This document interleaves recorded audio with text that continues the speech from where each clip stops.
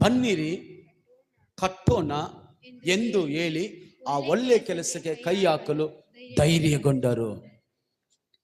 ఆ ఒళ్ళే ಕೆಲಸ ಕೈ ಹಾಕಲು ಧೈರ್ಯಗೊಂಡರು. ఆ మంచి కార్యానికి చేతులు వేసడానికి ధైర్యం తెచ్చుకున్నారు. ಇವತ್ತು ಸಭೆ ಒಂದಾಗಬೇಕ್ರಿ. ఇప్పుడు సంఘం ఒకటి కావాలి. ಸಭೆ ಒಂದಾಗಿಲ್ಲ ಅಂದ್ರೆ ಸಭೆಯಲ್ಲಿ ಸೈತಾನನ ಕಾರ್ಯ ಮಾಡುತ್ತಾನೆ. సంఘం ఒకటిగా లేదంటే సాతాను కార్యం చేస్తాడు. ಸಭೆ ಒಂದಾಗಿಲ್ಲ ಅಂದ್ರೆ ಅಲ್ಲಿ ದೇವರು ಇಲ್ಲ. సంఘం ఒకటిగా లేదంటే అక్కడ దేవుడు ఉండడు. ಸಭೆ ನಾವು ಕೂಡದೆ ಹೋದ್ರೆ ನಮ್ಮಲ್ಲಿ ದೇವರು ಇಲ್ಲ.